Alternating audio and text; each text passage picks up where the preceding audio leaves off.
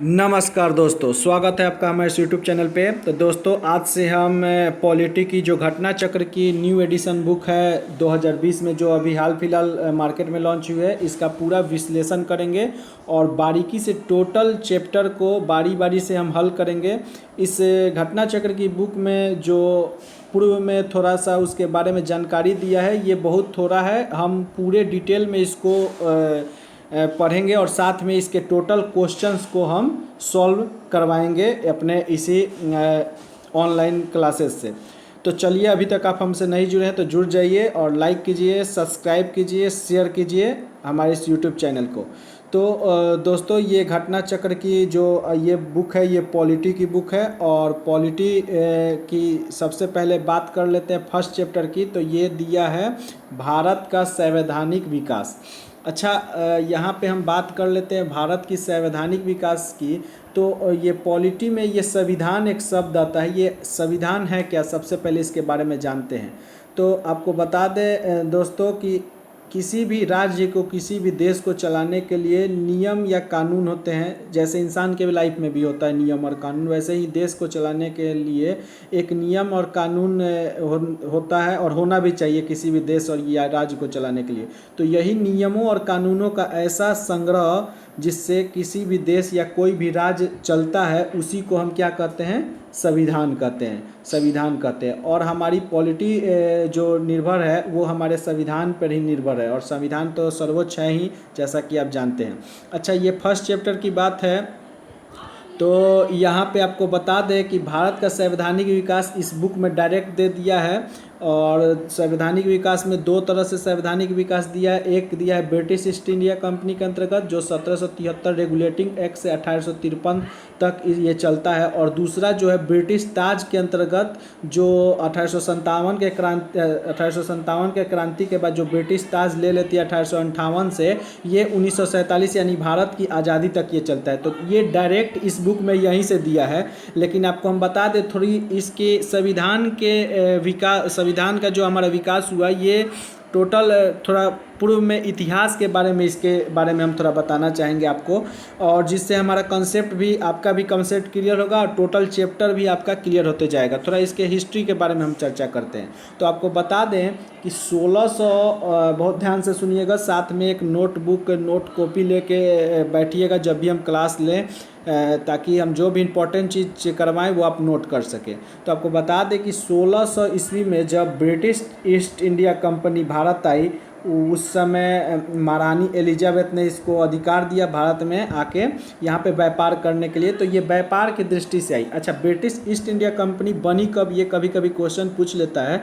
तो याद रखिएगा 1599 ईस्वी में ब्रिटिश इंडिया कंपनी ब्रिटेन में बनी, ये ब्रिटेन की कंपनी, और 1600 ईस्वी में यह भारत आई व्यापार की दृष्टि से। लेकिन देखिए धीरे धीरे क्या होता है, 1600 में ये जब भारत आती है तो इसमें लगभग 25 सदस्य के करीब रहते हैं, जिसको हम बाद में जानेंगे कि यही बोर्ड ऑफ डायरेक्टर्स, यानी कंपनी का जो ये मेंबर है, बोर्ड ऑफ डायरेक्टर्स यानी संचालक मंडल कहलाते हैं। 25-26 ये लगभग इसी के करीब थे। तो 1600 ईस्वी में ये आई भारत में और व्यापार की दृष्टि से आई थी। लेकिन आपको बता दें कि ये जो यहाँ पे बंगाल का भाग है, ये बंगाल के भाग में लगभग 150 वर्ष शासन करने के बाद, चूँकि ये पूरा इनका आधिपत्य हो गया था पूरे भारत पे, लगभग सभी पुर्तगाली को हरा के और सभी बाहर के औपनिवेशिक कंपनियों को लगभग हरा ही चुके थे। और ये जब बंगाल में गए तो अब इन्होंने सोचा कि राजनीतिक में भी, भारत के राजनीतिक में भी घुसा जाए, यानी उसमें भी अब समावेश किया जाए। बहुत वर्चस्व बढ़ गया था। और तो 150 वर्ष बाद, यानी 1600 में 150 जोड़िएगा तो लगभग आ जाएगा 1750। इस समय से ये अपना आधिपत्य करने लगे पूरे भारत पर, और इन्होंने राजनीतिक का भी प्रयास इसी समय से स्टार्ट किया। तो आपको बता दें 2 युद्ध हुआ है, ध्यान से सुनिएगा, बहुत इंपॉर्टेंट है। 2 युद्ध हुआ है जिसके बाद ब्रिटिश शासन लगभग, मतलब 90% बोलिए तो भारत के अधिकतर भाग पे कब्जा कर लिया इसी 2 युद्ध के बाद। तो 2 युद्ध क्या हुआ है, तो जब ये बंगाल में गए तो पहला युद्ध जो निर्णायक युद्ध साबित हुआ वो था प्लासी का युद्ध। आपको बता दें, डेट नोट कर लीजिए, काफ़ी इंपॉर्टेंट है, एग्जाम में पूछता है या हिस्ट्री में भी पूछ देगा। 23 जून 1757, नोट कर लीजिए 23 जून 1757 का प्लासी का युद्ध होता है। और ये पश्चिम बंगाल के नदिया जिला है, वहीं पे प्लासी का युद्ध होता है, जिसमें एक तरफ तो बंगाल का, हम सब तो लिख नहीं पा रहे हैं, इसमें बहुत छोटा है तो नोट कर लीजिए, एक तरफ बंगाल का नवाब सिराजुद्दौला और दूसरे तरफ versus British East India company. और इस समय जो यहाँ पे जो इसका मेन नेतृत्व करता था ब्रिटिश ईस्ट इंडिया कंपनी का, ये लॉर्ड क्लाइव था। लॉर्ड क्लाइव, नोट कर लीजिए, ये था। और इसने क्या किया, सिराजुद्दौला को हरा दिया। ऐसा इसलिए भी माना जाता है कि हिस्ट्री में आपको बताएंगे कि सिराजुद्दौला को इसके सेनापति जो था मीर जाफर, इसने धोखा दे दिया, क्योंकि ये बंगाल की गद्दी पे खुद बैठना चाहता था। और ब्रिटिश जो थे ये हमेशा कूटनीति के अपनाती, फूट डालो राज करो, तो यहाँ पे भी फूट डाले थे। मीर जाफर को बोले थे अगर तुम हमारा साथ दोगे तो हम तुमको राजगद्दी देंगे, तो इस चलते ये धोखा दे दिया सिराजुद्दौला को। और भारत में अधिकतर ऐसा देखेंगे कि धोखे से ही लगभग ब्रिटिश ज़्यादातर बसे हैं। हिंदू मुस्लिम में भी फुट डालो और याद राज करो, ये भी नीति अपनाए है। तो यहाँ पे लॉर्ड क्लाइव की भी विजय होती है। तो बंगाल विजय के उपरांत आपको बता दें, जब प्लासी का युद्ध हुआ, बंगाल में प्लासी का युद्ध हुआ, तो यहाँ पे सिराजुद्दौला जब हारा है, तो बंगाल का राजनीतिक पर तो वैधानिक रूप से अधिकार नहीं हुआ, लेकिन अधिकार हो गया। ये बंगाल में वैधानिक रूप से तो अधिकार नहीं हुआ ब्रिटिश ईस्ट इंडिया कंपनी का, लेकिन अधिकार लगभग ये किए पूरे बंगाल में। लेकिन जब दूसरी लड़ाई होती है, जो बिहार में बक्सर जो है, बिहार का एक ज़िला है बक्सर, वहाँ पे जो 22 अक्टूबर, नोट कर लीजिएगा 1764, ये 22 अक्टूबर 1764 को जो ये लड़ाई हुई, बक्सर का युद्ध, इसका नाम याद रखिएगा, बक्सर में हुआ, बिहार का जिला है बक्सर का युद्ध। यहाँ पे इन्होंने क्या किया कि एक तरफ तो तीन आदमी थे। बंगाल का नवाब था मीर कासिम, मुगल सम्राट था शाह आलम द्वितीय, और अवध का नवाब था शुजाउद्दौला। और एक तरफ ब्रिटिश ईस्ट इंडिया कंपनी था, जिसका नेतृत्व हेक्टर मुनरो कर रहा था। नोट कर लीजिएगा नाम, हेक्टर मुनरो। तो ये ब्रिटिश ईस्ट इंडिया कंपनी ने ये तीनों को हरा दिया। बंगाल का नवाब जो था उस समय मीर कासिम, मुगल सम्राट शाह आलम द्वितीय था, और अवध का नवाब शुजाउद्दौला था। ये तीनों को हरा दिया। और उसके बाद जब ये तीनों हार गए, तो यहाँ पे ब्रिटिश ईस्ट इंडिया कंपनी का वैधानिक अधिकार हो जाता है 1764, लगभग 150 साल बाद। और इसने क्या किया, बक्सर के युद्ध के बाद बंगाल में द्वैध शासन लगा दिया। द्वैध शासन 1765 ईस्वी में, जस्ट एक साल बाद द्वैध शासन लगा दिया। और द्वैध शासन में क्या किया कि बंगाल और बिहार और उड़ीसा, ये तीनों में क्या किया, दीवानी यानी रेवेन्यू कलेक्ट करने का अधिकार ये अपने हाथों में ले लिया। ठीक है। अच्छा, इस समय 1765 में कौन द्वैध शासन को लगाएं, तो ये भी याद रखिएगा यहाँ पे कि लॉर्ड क्लाइव थे, ये वो फिर से बंगाल का गवर्नर जनरल बन रहा था। ठीक है, तो उसने ही इलाहाबाद की संधि की और बंगाल, बिहार और उड़ीसा में दीवानी अधिकार, रेवेन्यू कलेक्ट करने का, ये यानी राजनीतिक भी करेंगे और दीवानी भी वसूलेंगे। ये तो द्वैध शासन, इसी को द्वैध शासन, दोहरी नीति अपनाई। तो ये हुआ इसकी लगभग आप देख रहे हैं 1764 के बाद ये ब्रिटिश ईस्ट इंडिया कंपनी ये क्या कर रही है, राजस्व वसूलने का भी काम कर रही है। अब जो 1764 के बाद ये ब्रिटिश ईस्ट इंडिया कंपनी का क्या होता है, 1764 के बाद जो बक्सर का युद्ध होता है, द्वैध शासन लग जाता है पूरे बंगाल, बिहार, उड़ीसा, सब ये सब पर, ये पूरे क्षेत्र पे कब्जा कर लेता है। तो इसका आधिपत्य और बढ़ जाता है। तो यहाँ जो ब्रिटिश संसद बैठी थी वो देख रही थी इसको कि इसने अपना आधिपत्य पूरा बढ़ा लिया था, वर्चस्व बढ़ा लिया था, लोगों से वसूली करता था, रिश्वत लेता था वो इसका अधिकारी, और बहुत ऐसा चीज़ कर रहा था जो काफ़ी शर्मनाक और मतलब एकदम बहुत ही भारत के ऊपर वो बोलिए एकदम बेकार चीज़ था जो ये सब यहाँ पे बैठ के राजा के तरह कर रहे थे। तो ब्रिटिश ईस्ट इंडिया कंपनी ने सोचा, ब्रिटिश संसद ने सोचा कि अब इस पे क्या करना चाहिए, नियंत्रण करना चाहिए, क्योंकि ये बहुत अब फैल रहा है, बढ़ रहा है। तो ब्रिटिश संसद ने जो यही ब्रिटिश ईस्ट इंडिया कंपनी के नियंत्रण में जो कानून बनाया, उसी को ब्रिटिश ईस्ट इंडिया कंपनी, अब समझ में आ गया, ब्रिटिश ईस्ट इंडिया कंपनी के अंतर्गत अधिनियम कहा गया। ये यहाँ से इस पे कानून बनाता था ताकि वही कानून को ये पालन करके भारत पे राज करे। ठीक है, जो आपको देखेंगे कि 1857 की क्रांति, प्रथम स्वतंत्रता संग्राम के बाद ख़त्म हो गई, ब्रिटिश ईस्ट इंडिया कंपनी को हटा दिया गया, क्योंकि ये एकदम 1757 में पूरा विरोध हुआ चर्बी वाले कारतूस को लेके, और उसके बाद ब्रिटिश ताज के अंतर्गत डायरेक्ट शासन होने लगा। तो धीरे धीरे हम चलेंगे उस पर। सबसे पहले आते हैं अब ब्रिटिश ईस्ट इंडिया कंपनी के अंतर्गत क्या क्या हुआ, ये संसद, इस पर कौन कौन सा नियंत्रण लगा, इसके बारे में थोड़ा जानते हैं। चलिए, पृष्ठभूमि बता दिए। अब सबसे पहले आता है 1764 में जब द्वैत शासन लगाया, 65 में जो 72 तक चला, तो उसके बाद 73 में वहाँ पे संसद ने क्या किया, सबसे पहला कानून बनाया ब्रिटिश ईस्ट इंडिया पर, सबसे पहला कानून नियंत्रण करने के लिए, जिसको कहते हैं रेगुलेटिंग एक्ट 1773। आपको बता दें कि 1773 रेगुलेटिंग एक्ट ये पहला एक्ट है ब्रिटिश संसद का जो रेगुलेट करने के लिए लगाया था, किस पे, ब्रिटिश ईस्ट इंडिया कंपनी जो भारत में काम कर रही थी। ठीक है, अब क्वेश्चन पूछता है कि इसमें क्या क्या, इस कानून में क्या क्या था, क्योंकि यही सब बाद में जाके हमारे संविधान का भी हिस्सा बनेगा। ठीक है, तो आखिर क्या क्या था ब्रिटिश ईस्ट इंडिया कंपनी, ये 1773 के रेगुलेटिंग एक्ट में जो ब्रिटिश ईस्ट इंडिया कंपनी के पर लगाई गई है। तो आपको बता दें, चूँकि रेगुलेटिंग समझ ही रेगुलेट करने के लिए लगाया गया था, इसलिए। तो सबसे पहला इसमें क्या था कि बंगाल का जो गवर्नर था उसको बंगाल का गवर्नर जनरल कहा गया, यानी बंगाल का जो गवर्नर था उसको बंगाल का जीजी कहा जाने लगा, गवर्नर जनरल कहा जाने लगा। ठीक है, और आपको बता दें कि बंगाल का गवर्नर जनरल जो पहला हुआ उसका नाम है वारेन हेस्टिंग्स, यहाँ पे लिखा भी होगा, आपको दिखा देते हैं। बंगाल का प्रथम वारेन हेस्टिंग्स जो प्रथम गवर्नर जनरल थे।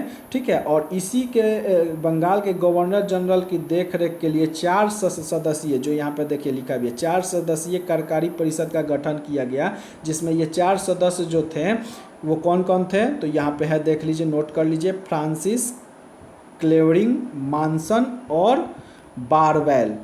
देखिए यहाँ पे है मानसन और कौन है, बारवेल, फ्रांसिस, क्लेवरिन, मानसन और बारवेल। तो पहला काम क्या किया गया कि बंगाल का गवर्नर जनरल बंगाल के गवर्नर का नाम बदल कर बंगाल का गवर्नर जनरल रखा दिया गया, और इसके लिए 4 सदस्यीय कार्यकारी परिषद जो इसके आदेश पर काम करेगी वो चुना गया, जिसका 5 वर्षों के लिए कार्यकाल होता था। ठीक है, कौन चारों है आप याद कर लीजिएगा। दूसरा काम क्या हुआ, दूसरा इसमें काम हुआ कि भारत, एक और क्वेश्चन तो आपको बता ही दिए कि ये भारत का पहला नियमित और नियंत्रित कर ईस्ट इंडिया कंपनी को नियमित और नियंत्रित करने वाला ये पहला कानून है। ठीक है, और देखिए इसमें और क्या क्या हुआ, तो इसके अंतर्गत एक 1773 के रेगुलेटिंग एक्ट के तहत कहा गया कि एक ठो है सर्वोच्च न्यायालय की स्थापना की जाएगी। तो इसी के तहत कलकत्ता में एक 1774 में न्यायालय की स्थापना हुई। 73 के अंतर्गत ही कहा गया था, 74 में न्यायालय की, उच्चतम न्यायालय की स्थापना की गई। और इसका बता दें कि इसका जो प्रथम मुख्य न्यायाधीश थे उनका नाम था सर एलिजा एम्पे। नोट कर लीजिएगा, sir Elijah Impey, sir Elijah Impey इसके प्रथम मुख्य न्यायाधीश थे। तो दूसरा काम ये हुआ इस 1773 के रेगुलेटिंग एक्ट में। तीसरा काम क्या किया गया कि कंपनी का जो प्रशासनिक कार्य और राजनीतिक कार्य था उसको मान्यता दे दिया गया कि आप कीजिएगा। ठीक है, लेकिन सब जो है गवर्नर जनरल की देख रेख में ही आप कीजिएगा। तो तीसरा काम ये हो गया, इसको भी नोट कर लीजिए। चौथा काम इसमें ये हुआ कि कंपनी के जो कर्मचारी अभी तक रिश्वत ये सब लेते थे, उपहार लेते थे रिश्वत के तौर पे, उसको बैंड कर दिया गया। तो ये भी नोट कर लीजिए कि रिश्वत और उपहार के भी काम को इसमें बैंड कर दिया गया, ठीक है। और लास्ट जो इसमें काम हुआ, इसमें राजस्व, नागरिक और सैन्य मामले की जानकारी, जो भी राजस्व और सैन्य मामले या नागरिक की जो भी जानकारी थी, तो बोला गया कंपनी से कि आप ब्रिटिश सरकार को इसका जो भी आप कर रहे हैं इसका जवाबदेही आप ब्रिटिश सरकार को देंगे, यानी जो भी आप कर रहे हैं उसकी जानकारी आप ब्रिटिश सरकार को देंगे। तो ये 4-5 चीज़ आप याद रखिएगा 1773 के रेगुलेटिंग एक्ट में। फिर से आपको बता दें 1773 का रेगुलेटिंग एक्ट क्यों आया था। ब्रिटिश ईस्ट इंडिया कंपनी को रेगुलेट यानी सुचारू ढंग से चलाने के लिए, जिसमें पहला काम क्या हुआ कि गवर्नर जो था बंगाल का, उसको बंगाल का गवर्नर जनरल बोला जाने लगा और उसके लिए 4 सदस्यीय कमेटी बनाई गई, ठीक है। उसके बाद इसी एक्ट के तहत पहला सर्वोच्च न्यायालय की स्थापना हुई जो कलकत्ता में हुई 1774 में। डेट याद रखिएगा, 73 में आया था, 74 में हुई थी। सर एलिजा एम्पेस के मुख्य न्यायाधीश थे। तीसरा काम क्या किया गया कि जो भी रिश्वत लेते थे या जो भी आपको ये उपहार लेते थे, जो रिश्वत के नाम पे लेते थे उपहार, ये भी सब बैंड कर दिया गया। और साथ में क्या किया गया कि राजस्व, नागरिक और सैन्य मामलों की जानकारी अब ब्रिटिश सरकार को देनी थी, इन लोगों को, ब्रिटिश ईस्ट इंडिया कंपनी के लोगों को। तो ये 1773 का रेगुलेटिंग एक्ट इतना है, याद रखिएगा। चलिए नेक्स्ट, इसमें थोड़ा बहुत कम दिया है लेकिन विस्तार से हम बता रहे हैं, ठीक है दोस्तों। अच्छा लगे लाइक कीजिए, सब्सक्राइब कीजिए हमारे चैनल को, ज़्यादा से ज़्यादा दोस्तों को भेजिए, अपने फ्रेंड्स को जो लाभ उठा सके। चलिए देखते हैं दूसरा। इसके बाद आया, इसमें देखिए डायरेक्ट दे दिया है बुक में कि 1784 का पिट्स इंडिया एक्ट, लेकिन इसके पहले एक और एक्ट आया था, थोड़ा उसके बारे में आपको जानकारी दे दें। आया था 1781 का सेटलमेंट एक्ट। आपको बता दें कि जो भी खामियां रही थी 1773 के रेगुलेटिंग एक्ट में, 1773 के रेगुलेटिंग एक्ट में जो भी खामियां रही थी उसको भरपाई करने के लिए कौन सा आया था, सेटलमेंट आया था 1781 में। इसको बंदोबस्त कानून भी कहा जाता है क्योंकि ये 17 जो भी ये संशोधित कानून बोला जाता है क्योंकि 1773 के बाद ये इसी में जो खामियां रही थी इसको संशोधित करने के लिए आया था। अच्छा, इसमें क्या हुआ था कि जो गवर्नर जनरल का काउंसिल था उसको सर्वोच्च न्यायालय के अंतर्गत जो पहले था उसको बरी कर दिया गया, यानी कह सकते हैं कि गवर्नर जनरल को पावर ज़्यादा कर दिया गया। अभी क्या हमारे भारत में अभी क्या है, सर्वोच्च न्यायालय सबसे पावरफुल है, लेकिन उस समय क्या किया गया, ब्रिटिश का जो डायरेक्ट प्रतिनिधि गवर्नर जनरल था उसको सत्ता दे दी गई, यानी पावर दे दिया गया। साथ में क्या किया गया कि प्रांतीय न्यायालयों की अपील जो पहले कहाँ होती थी, सर्वोच्च न्यायालय में होती थी, वो क्या बोला गया कि नहीं, अब सर्वोच्च न्यायालय में नहीं होगी, आप इसको डायरेक्ट गवर्नर जनरल के सामने ले जाइए। तो गवर्नर जनरल का वर्चस्व इसमें बढ़ा दिया गया, ऐसे ही याद रखिएगा, ठीक है। तो 1781 भी हो गया, इतना याद रखिएगा, ये मेन इम्पोर्टेंट चीज़ है, ठीक है। राजस्व वसूलने का भी गवर्नर जनरल के अधीन ही कर दिया गया, ठीक है, यानी सर्वोच्च न्यायालय के क्षेत्राधिकार से ये सब इसमें बाहर कर दिया गया। तो ये 2-3 चीज़ याद रखिएगा। अब आते हैं 1784 का पिट्स इंडिया एक्ट। अच्छा, इसका नाम पिट्स इंडिया एक्ट क्यों पड़ा, क्योंकि उस समय जो ब्रिटिश प्रधानमंत्री थे वो, उनका नाम था सर पिट्स, उनका नाम था सर पिट्स। तो याद रखिएगा पिट्स इंडिया एक्ट 1784 में आया। और इसमें क्या किया गया कि कंपनी के राजनीतिक कार्य थे, जो राजनीतिक कार्य जो थे एंड जो वाणिज्यिक कार्य थे, इसको पृथक कर दिया, यानी अलग अलग कर दिया गया कि राजनीतिक कार्य कौन करेगा और वाणिज्यिक कार्य दोनों को अलग अलग कर दिया गया। और राजनीतिक कार्य जो बोर्ड ये वाणिज्यिक कार्य जो निर्देशक मंडल कंपनी का जो ये राजनीतिक कार्य जो था व्यापारिक जो कार्य था वो निर्देशक मंडल देखता था, यानी कहे तो बोर्ड ऑफ डायरेक्टर्स जो थे, जो क्या देखते थे, व्यापारिक कार्य देखते थे। अब उसको वहीं पे रहने दिया, व्यापारिक कार्य को अलग कर दिया गया। लेकिन राजनीतिक के लिए क्या किया गया, बोर्ड ऑफ कंट्रोल, इसकी स्थापना की गई थी राजनीतिक कार्य के देख रेख करने के लिए, यानी बोल सकते हैं इसमें फिर से द्वैत शासन की शुरुआत की गई। साथ में क्या किया गया कि नियंत्रण बोर्ड जो था, बोर्ड ऑफ कंट्रोल को यह शक्ति दे दिया गया कि वह ब्रिटिश नियंत्रित भारत के सभी नागरिक, सैन्य, सरकार और राजस्व गतिविधियों की अधीक्षण एवं नियंत्रण करे। यानी मेन शक्ति इसको दे दिया गया कि ये जो भी है नागरिक हो, सैन्य, सरकार और या राजस्व हो, इस पर क्या करता था, अधीक्षण, यानी इस पे अधिकार था इसको कोई भी कानून या बनाने के लिए। ठीक है, तो ये 1784 का पिट्स इंडिया एक्ट है। इसमें भी थोड़ा पढ़ लेते हैं, वही चीज़ दिया है। कंपनी के कार्य, राजनीतिक और व्यापारिक कार्य का पृथक्करण किया गया। इस एक्ट के निर्देशक मंडल की कंपनी का व्यापारिक कार्य जो अभी बताए हैं अनुमति दी गई, तथा राजनीतिक कार्यों के लिए बोर्ड ऑफ कंट्रोल का अभी बताए हैं गठन किया गया। ठीक है, तो ये इंपॉर्टेंट है 1784 के एक्ट में। ठीक है, और बोर्ड ऑफ कंट्रोल डायरेक्ट करता था किसको, ये निर्देशक यानी व्यापारिक कार्य के निर्देशक मंडल को। चलिए अब आते हैं 1786 का अधिनियम जो इस समय दिया है। 1786 के अधिनियम में क्या हुआ अब ये समझते हैं। 1786 के अधिनियम द्वारा, इसमें पहले पढ़ लेते हैं कि द्वारा गवर्नर जनरल को विशेष परिस्थितियों में अपने परिषद के निर्णय को निरस्त करने अर्थात लागू करने का अधिकार प्रदान किया गया। अच्छा देखिए 1786 में क्या हुआ कि इसके बाद जब ईस्ट इंडिया एक्ट चला गया 1784, तो उसके बाद आपको बता दें कि लॉर्ड कॉर्नवालिस जो थे ये बैठने वाले थे। कॉर्नवालिस, जो लॉर्ड कॉर्नवालिस, नोट कर लीजिएगा, इनका कार्यकाल 1786 से 1793 तक था। ठीक है, लॉर्ड कॉर्नवालिस जो अस्थाई बंदोबस्त भी चलाए। ठीक है, भारतीय नागरिक सेवा का जनक इन्हीं को कहा जाता है।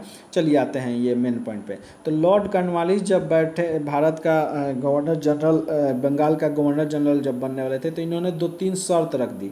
शर्त क्या रखी कि हम तभी गवर्नर जनरल बनेंगे कि जब क्या किया जाए, हमारा मेन अधिकार हो, यानी कंपनी टोटल गवर्नर जनरल की विशेष परिस्थितियों में अपने परिषद का, यानी जो भी अपना ये बोले कि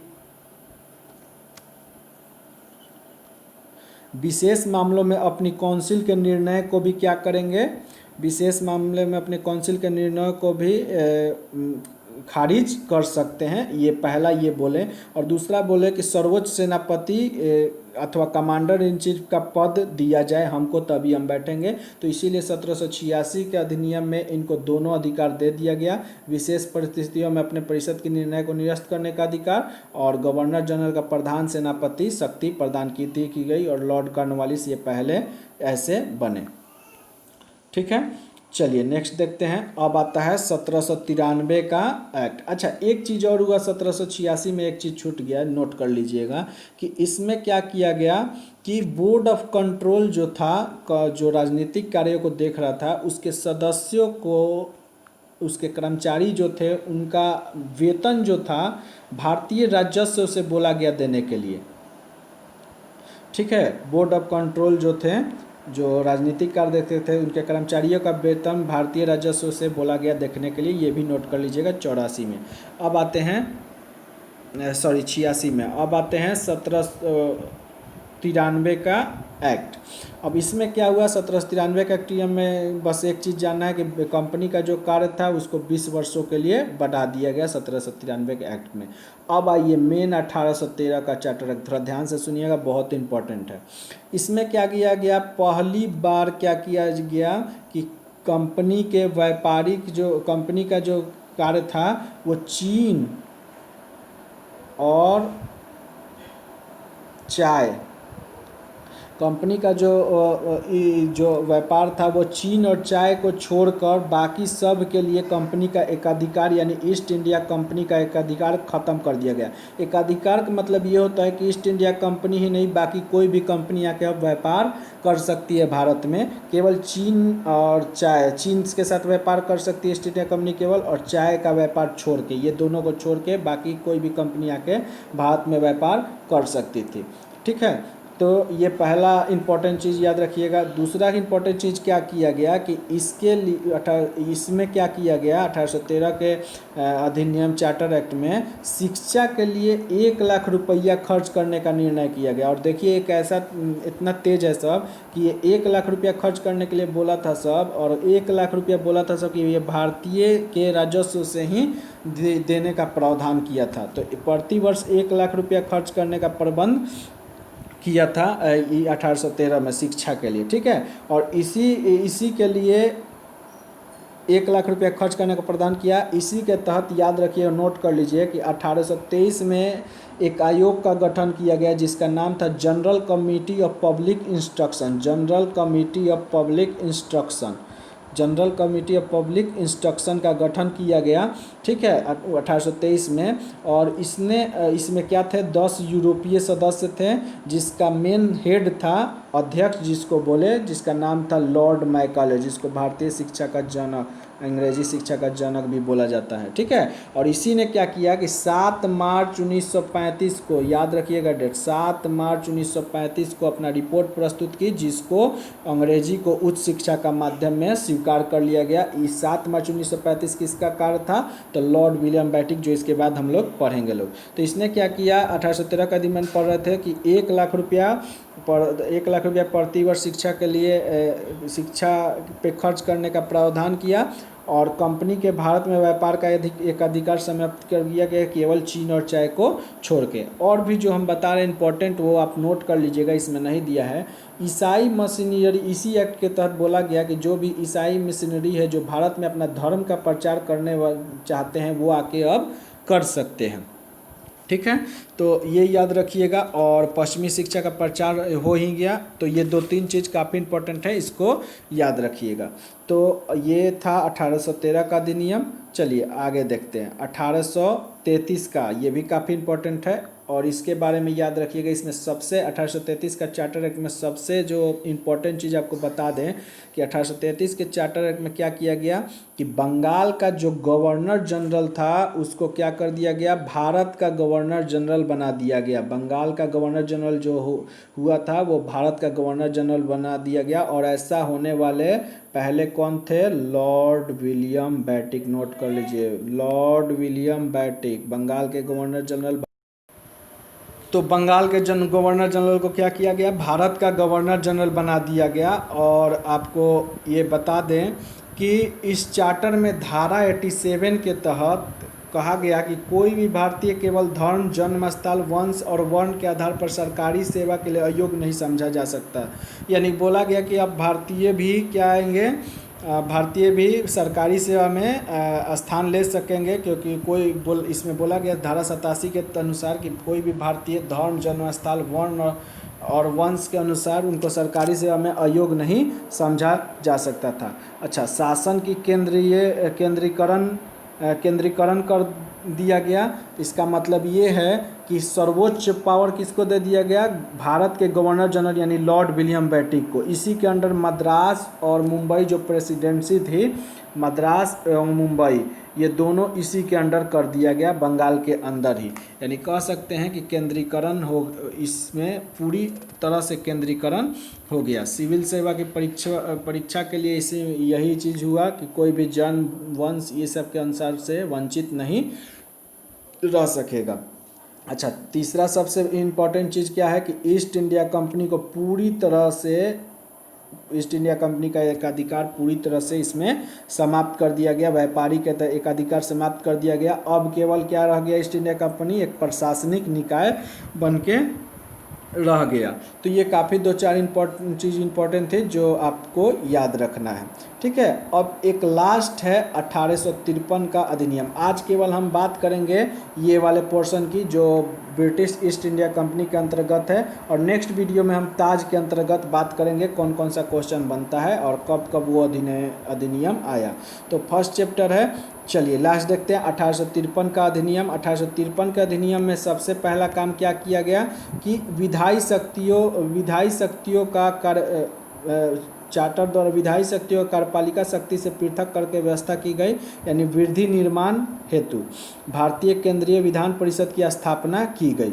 सिविल सेवकों के चयन के लिए खुली प्रतियोगी परीक्षा का शुभारंभ किया गया 1853 के लिए। यानी कहने का मतलब ये 1853 में कि इसमें क्या किया गया, पहली बार गवर्नर जनरल के परिषद में विधायी और प्रशासनिक कार्यों को अलग कर दिया गया, और विधायी कार्यों के लिए भारतीयों को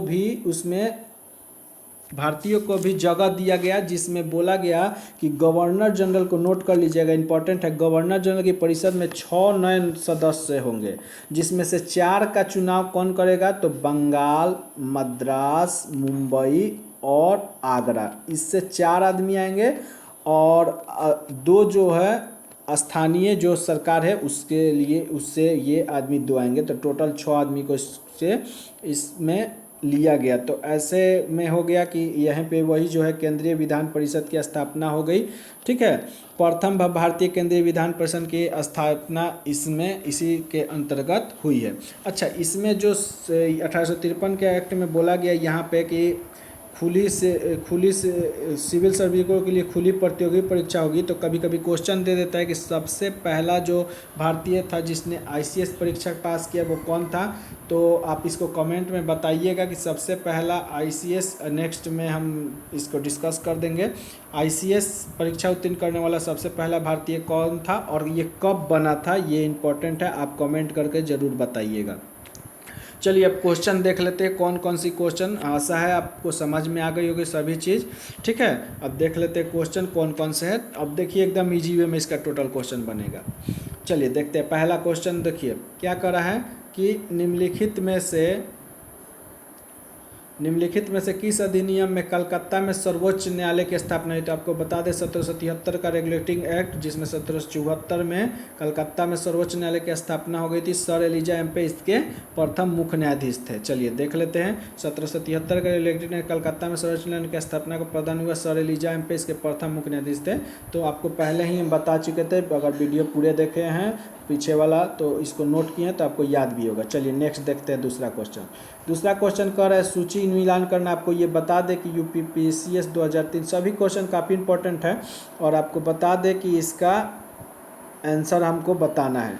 तो सबसे पहले देखते हैं कि क्या क्वेश्चन पूछ रहा है। कह रहा है पहला कि नियंत्रण परिषद की स्थापना, ये नियंत्रण परिषद की स्थापना कब हुई थी। तो आपको बता दें कि आपको बताए हैं board of control. Board of control की स्थापना किसके तहत हुआ था। तो 1784 के तहत आपको बताया था कि बोर्ड ऑफ कंट्रोल जब राजनीतिक और प्रशासनिक अलग अलग हुआ था। तो ए का हो जाएगा 2 नंबर।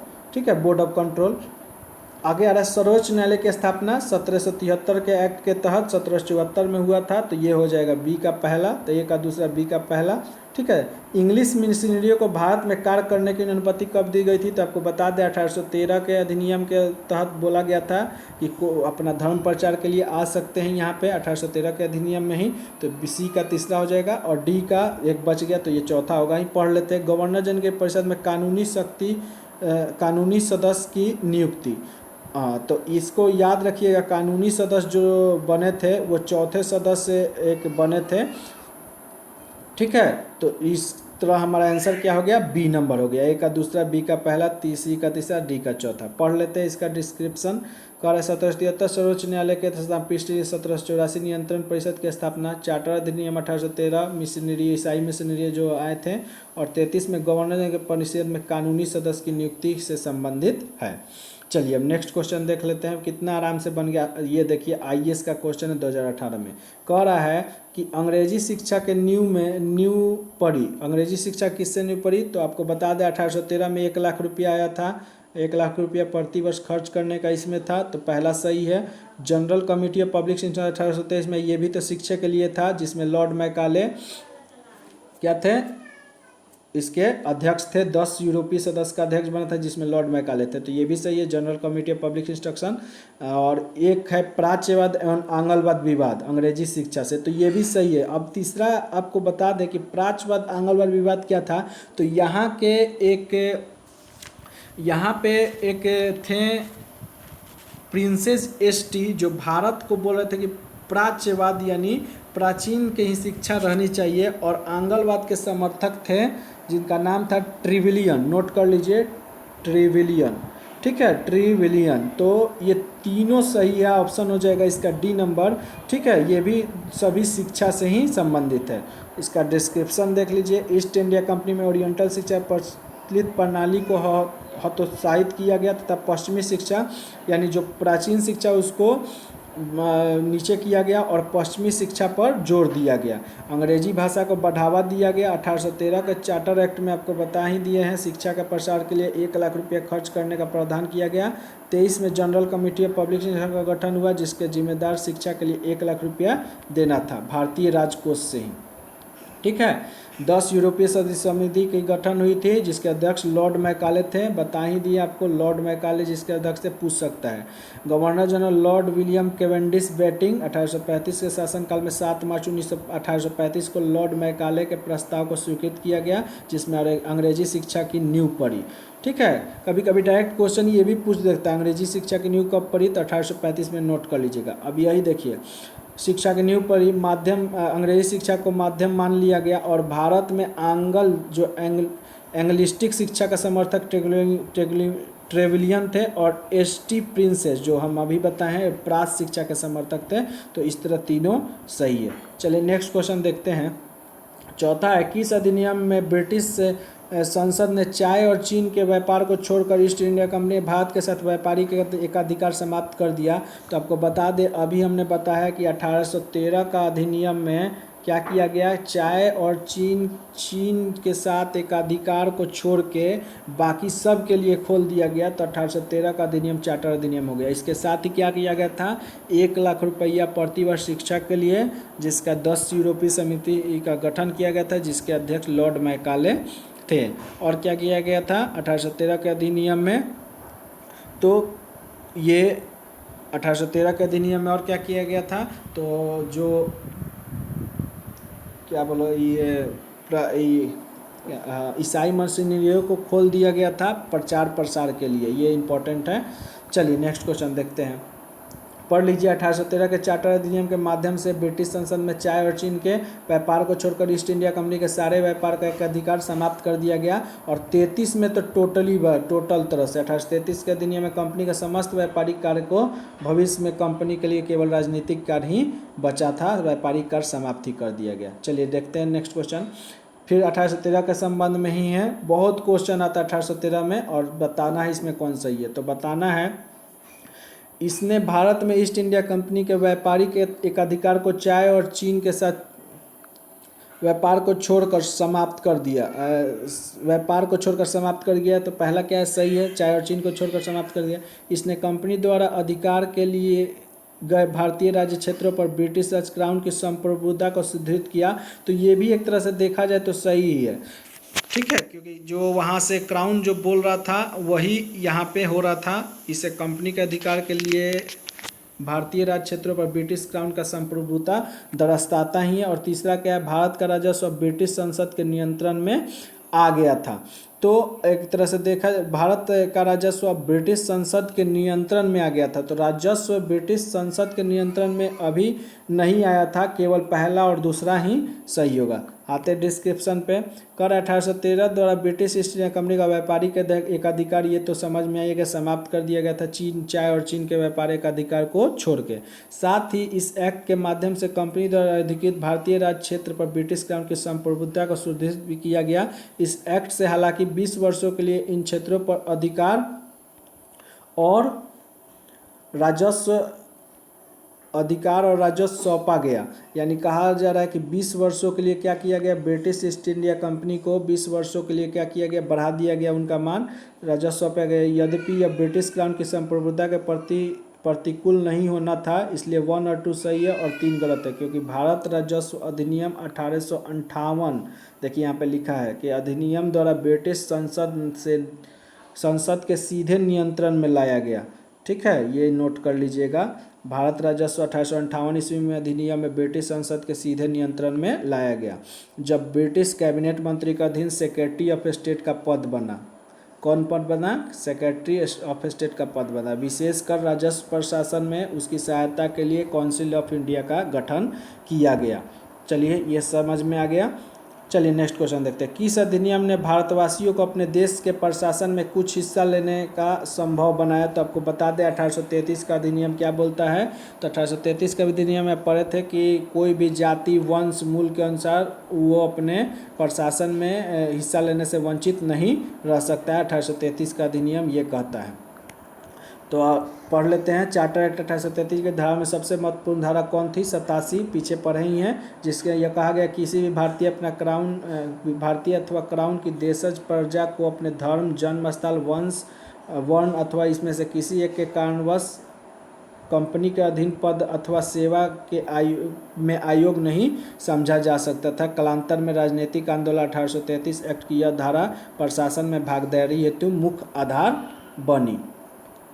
ठीक है, तो ये पहला चैप्टर यहाँ पे समाप्त हो जाता है। तो नेक्स्ट चैप्टर यानी नेक्स्ट जो है अब क्राउन के अधीन जो शासन है 1858 से 1947, ये काफ़ी इम्पोर्टेंट है। और इम्पोर्टेंट तो ये भी था, तो इसके बारे में हम पढ़ेंगे क्या क्या कब कब कौन सा कानून आया। 1858 है, 1919 है, 1909 है जिसमें मार्ले मिंटो सुधार, मॉन्टेगू स्पॉट सुधार, ये इंपॉर्टेंट है। और सबसे इम्पोर्टेंट 1935 का अधिनियम है जिसके बारे में पढ़ के हम फिर उसको क्वेश्चन को हल करेंगे और फिर आगे नेक्स्ट चैप्टर की ओर बढ़ेंगे।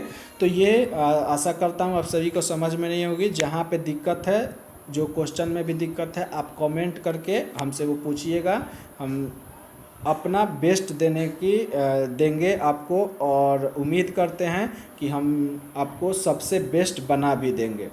ठीक है, तो हमारे चैनल को सपोर्ट कीजिए, लाइक कीजिए, सब्सक्राइब कीजिए और शेयर कीजिए हमारे चैनल को ज़्यादा से ज़्यादा। Thank you, all the best for your examination.